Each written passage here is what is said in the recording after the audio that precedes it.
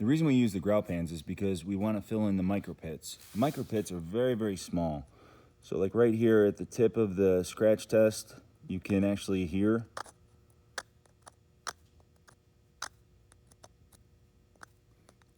as that pick goes across and then down into and out of that void.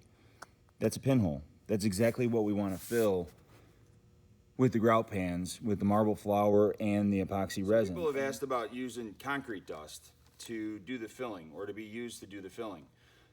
Randomly, what you're going to find inside your concrete dust, besides other contaminants, are going to be large contaminants or products that are going to have to be screened out.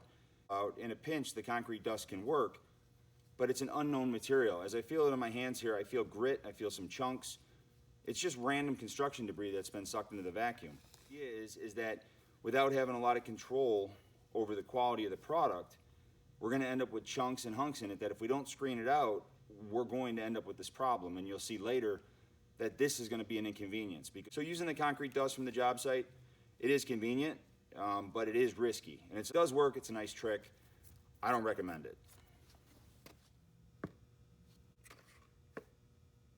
I prefer marble flour because marble flour is graded, it's dried, it's produced to a certain quality, a certain refinement, and also the fact that the dust itself is very consistent, very much like baby powder, but more importantly, it's been screened and it's been quality controlled to make sure that the material that comes out of the bag is exactly the same every time. So it's dry and it's free of contaminants.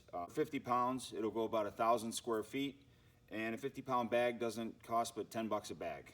The access to it might be a little bit more difficult than just regular concrete dust, but the nice thing about this material is that whatever resin you put this with, you know you won't have any adverse reactions because it's very absorptive and it's very pure and dry. And that's the most important thing if you're intending to mix this material with any kind of resinous material.